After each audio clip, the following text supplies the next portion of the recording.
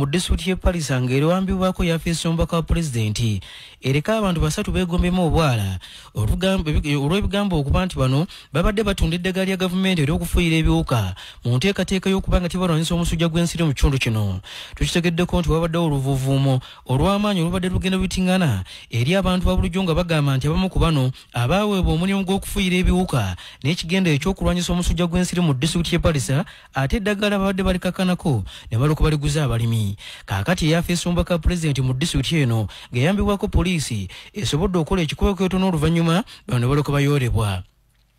Omubaka wa pulezidenti okuva mu disitulikiti y'e Palisa ng'ono Magid kusooka oluvannyuma ayogeddeko ne Nabassa n'alukakasa okukwatibwa kw'abano era ategeezezza nti bano bagenda kuba nga tebasimba mbuga z'amateeka okusobola okugenda mu maaso n'okuba nga bwe batyo bavunaanibwa. Abantu basatu abakyala babiri n'omwami mulala nga abantu bano tubaire tukola investigation nga bali mu tiimu ne displaying indoor spraying edirija mu maiso bati bano kye bakola bagemagana n'abantu abandi batunda eddagala lyeffe nerya gavumenti. Eddagala lino wemaze okinoonyereza nti baliguza bana abatunda eddagala ly'ebirime babakwamba eddagala eryo irungi ino okufuwera omuceere enaana awamu ne cabbage then era n'ekindi nti eddagala eryo irungi ino mu kwita ebiswa olikibona tulifa ku bulamu bw'abantu aye nga abantu abandi bo bali kwenda afuna mukyewe tumaze okulagira poliisi abantu bano tumaze obagema era fayiro zidaiwe dirikolebwako okuboneka nti batwaliwa mu kooti eno fayiro njagitambuliraku nga RDC. Onyokidde olunaku olwaleero ng'ebikumi n'ebikumi by'abatuuze olwaleero bivudde mu bitundu eby'enjawulo okweyiwa ku kyalo ekiyitibwa eky'Ekagoogwa Kalungami ekisangibwa mu kitundu ekiyitibwa Mafubira mu divisioni y'e Mafubira wano mu kibuga eky'Ejjinja mu maka g'omuzeeyi ayitibwa Musa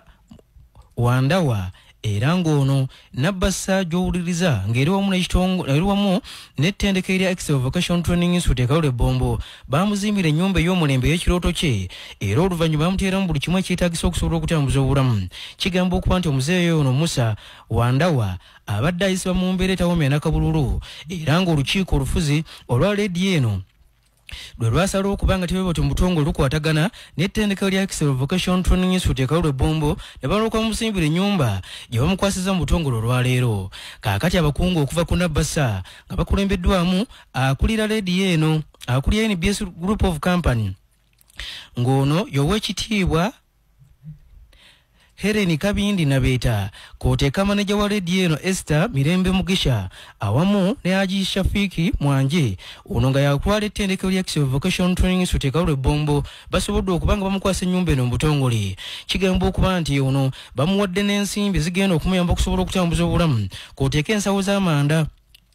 eziwera ddala 15 omuceere obuwunga wamu n'ebirala era nga babadde ng'agenda maaso n'okuba nga bw'atyo ayogerako eri abantu abakuŋŋaanidde ku kyalo kino akulira NBS Group of Company Helen Kabindi Nabeeta asinzidde wanaloka asiima abantu mu kitundu kino oluvannyuma olw'okuvaayo mu butongole ne bongera amaanyi mu kuwuliza Nabassa n'okugiwagira obutatadde. Webalonga gwolinago nebaza Katonda ndeese wano olunaku lwaleero lwanze nga nze ngemerwako. Chairman, thank you. Loving NBS, thanks for loving us. May God grant you honestly that your heart desires every day. Kusimira irala bana chairman nga Esther Bwako tuwano wonka wali chairman ali buli wamu. Kaakati manager wa leediyo eno ya Nabassa ng'ono ye Esther Mirembe asinzidde wanaloka agenda maaso n'okuba nga bw'ati ategeeza nti enteekateeka nga zino ez'okudduukirira abantu ba bulijjo naddala abawagizi bwa Nabassa era abawuliza ba leediyo eno kakongolero zikyagenda ddala mu maaso ng'agamba nti omuzeeyi ono baamuzuula gye buvuddeko olw'embeera gye yali ayitamu ne basala okusobola okuba nga tebamudduukirira. Ekyatuleeta wano nga tumaze okwa-identifyinga Haji yatukoba tunoonye omuntu atali mu mbeera anongi eyeetaaga okugemeraku ate teyatukoba kunoonya mulema yatukoba tunoonye oyo yena eno omuwuliza wa NBS nga yeetaaga obuwagizi yeetaaga obuyambi mu mbeera yona yona. So tiyenda bano bakitwale nti olw'okubanga Musa mulema n'ensonga lwaki twamulonda be ekisooka yali muwuliza wa NBS ow'olulango sooka ebyo bye bali kwogeraku kimwami kimera ya idda ya bitendo mwidukire einuma otwalina programu nti bakwagana ng'oli kuwuliriza radio ya NBS kuwa ekirabo mukindukira bulungi.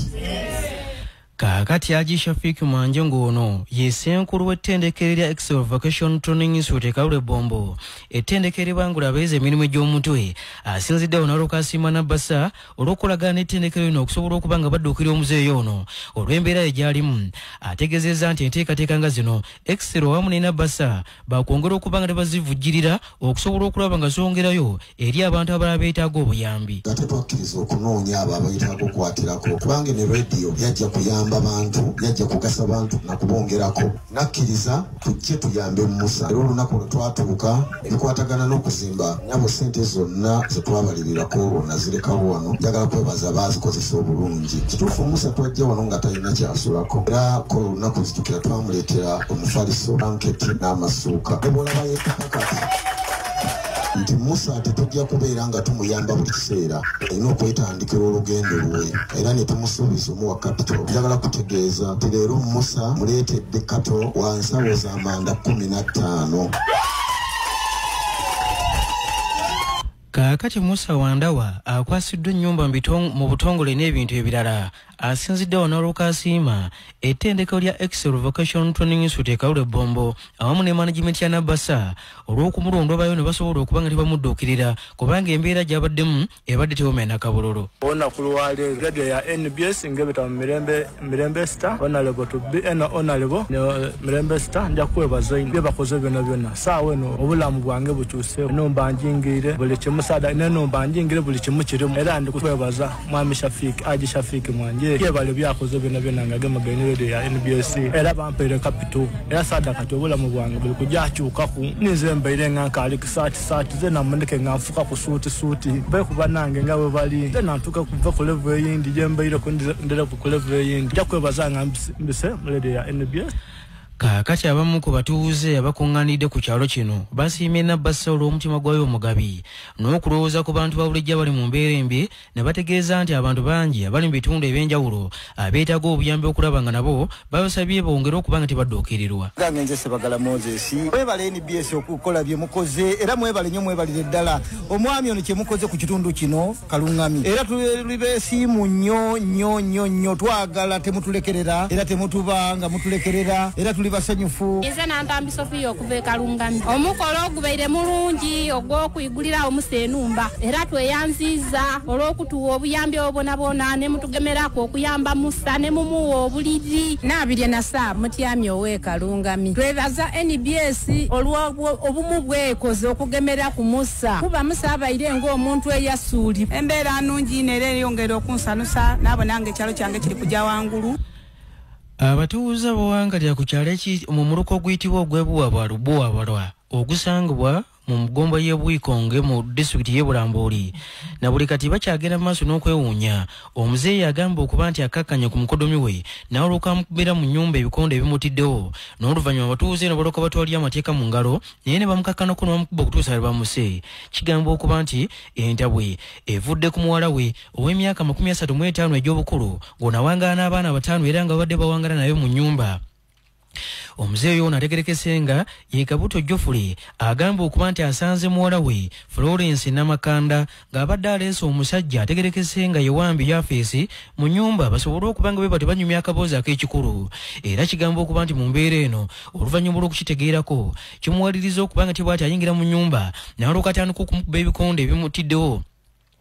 Era oluvannyuma neyegalira mu nnyumba neyeekumako omuliro neyegalira mu nnyumba n'alooka abatuuze bamukakkanako ne bagikakkanako ne bagikumako omuliro ekintu ekimuviddeko okubanga bw'ati afubutukayo olw'ebbugumu ery'amaanyi eribadde mu nnyumba ekintu ekividdeko abatuuze okumukakkanako olwo bamukuba okutuusa lwe bamuse. Poliisi etuuse kifo kino Bunambiro emirambo gyombiri n'egijjawo n'egitwala mu ggwanika ly'eddwaliro ekkulu erya Muyembe Research Center 4 mu kitundu kino ng'okubuliza ku nsonga eno bakukyagenda mu maaso. Ayogerera poliisi okuva mu bbendobende lya Elgon Region Rogers Crispus Taitika ayogezeganyizaamu mukono ekitongole ky'amawulire ekya Nabasa n'alwokakasa bino byonna kyokka ng'agamba ne poliisi mu butongole etandikiddewo okubuuliriza. Ekikola kya Kabuto Geoffrey w'emyaka 6 okutwalira amateeka mu ngalo yayikaikana ku mutabani we Wambi w'emyaka 28 balolo mwagaana ne muwala we onaabaire mukwano gwe nga bayizaga kwekkaanya ng'abantu abakulu ate amwekaikana ku ya kusamba bubino kintu ekya mubirireko okuboneka nga n'ekibumba kye ne organized ndikosebwa era okusinziira ku postmortem gye bakose yabanga emuviirako okufa so ekintu kino tukivumirira ate nekyabatyami otwayira amateeka mu ngalo bayikaikanaku ono Geoffrey bamutugumbula kyona kikyamu kubanga singa abaira aliwo yalibaira ajja mu maiso n'okwongera otuyinonola ensonga kwe yaviire okwikaikana ku mutabani w'ono yamutugumbula.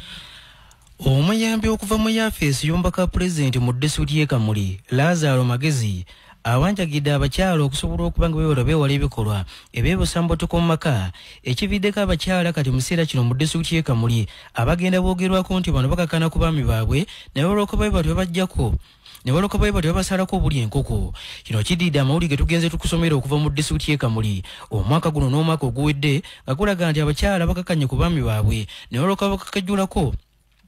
obusajja ekintu kyagamba kino kyongera okutyobula ekitiibwa eky'abaami n'okuba nga kyebalo kiteekawo akaseera akazibu. Ono abadde asinkanya abakyala okuva wali eri mu Gomba Inamwendwa ku kitebe ky'Egomba Inamwendwa mu disitulikiti y'e Kamuli webadde nga bagenda maaso n'okubaganya ebirowoozo ku nsonga eziwerako ddala ezisobola okubaddaabula okuva mu bwavu.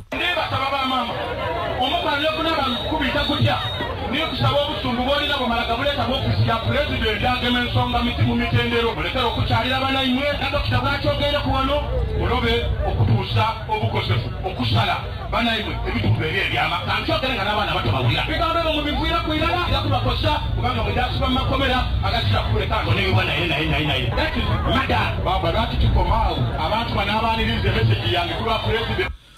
Onyukidde olunaku olwaleero ng'entiisa ebuutikidde abatuuze b'owangalya ku mutala oguyitibwa Kayanja mu Gomba y'e Malongo mu disitulikiti y'e Kamuli mu disitulikiti y'e Mayuge Embusoga ey'obuvanjuba oluvannyuma olw'omusajja ategerekese nga ye Matono muwanguzi agamba okuba nti yandibanga abaddeko ekikyamu ku mutwe bw'abadde ng'agenze ku mugga okubanga bw'atyo anaabako kigamba okuba nti agudde mu mugga tazeemu kwenyeenya. Abatuuze mu kyo kino bategeezezza omusasi wa Nabbasa nga bagamba nti ono abaddemu n'obulwadde obw'ensimbu nga kiwanuuzibwa okuba nti bandibanga bemumutimbye n'oluvannyuma n'aluka gwa mu mwala. Bano boogeddeko naffe ne baluka batuviira ku ntono. Wendogerera tuli wano ku mwala gwene gwafiirire kwona abantu bangi amaina kisambira mawazo mutyamya onemwe kikanga bone Kayanja kusawadde na naifwe abera gwakwe bamulamu bwense akana size ga myaka nge 5 abona saka mawulya katukoba ati omwana agwe mu madi afya ndio tukawera afiirire tuli wano tukalize diplomate kuve Kayanja atero mutyamya we Kayanja mewe dibayesawo manane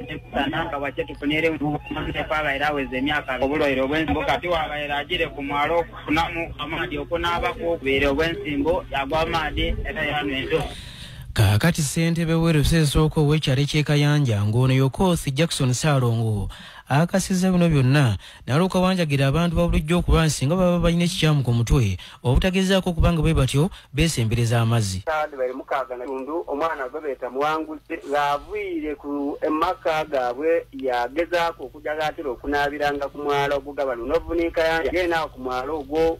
ekinaanye ekintu kyekibale kimukubanga ekiringa ensimbu weemugemye yagwa mu maadhi era bwagwire ku mwala tayizeemu ensimbu abaireke mugemye so wagwiremu yayize engulu na saawa eno era gendi kwogerera gano gendi kwogerera niwe polisi yankamala okutuukirawo. Amyuka omubaka wa pulezidenti okuva mu disitulikiti y'e Kiboko ng'ono ye Matiya Mulindwa Kagugube akoze ekikwekweto mu town council y'e Kadama mwayoledde abaana basoba mu 7 nga kigamba okuba nti bano bali mu myaka egisoma kyokka nga basangiddwa nga bali mu kutambuza kasooli fene okutunda enkoko emiyembe gonja n'ebirala. Kigamba okuba nti ekikwekweto kino kikoleddwa mu tawuni eno era nga abaana bawuliddwako nga bali mu kulajana kyokka nga abasirikale babadde bayimbuddwa babadde bakambukira omususa. Owa Nabbasa ng'ono ye Saalongo Musa Kamoyi abagezeganyiza mu kunaala ddisa oluvannyuma lw'ekikwekweto kyako n'ategeeza nti ekikwekweto kino kikyagendedde mu maaso oluvannyuma lw'okukizuulwa nti abaana bangi ababadde tebali ku masomero. Kubanga twafunye ripooti nga batuga nti abaana bawadde beera nga bawanika emicungwa bawanika ovakedo ne ffene enkoko abalala batunda amagi ate mu biseera ebyokusoma. Kale olwaliro twabukeesezza nkokola ne tugenda mu trading center eyo tukutte abaana abakunuukiriza mu 6 oba mu 7 abataayaaya era tubakutte ng'abaana bwe bakwatibwa tubadde ne poliisi yaffe ya Kibuku era ne mukama wange RDC namutegeeza nti gye tugenza okukolera omulimu abaana tubakutte abazadde bali bakaba amazike ne tubagambe bagende ku poliisi bakole endagaano obutaddamu kuleka baana butagenda ku ssomero kubanga abaana bosu tebalina musango naye babuliddwa okulambikibwa naye bwe waawo nabo abaana bajja kutya okusigala awaka.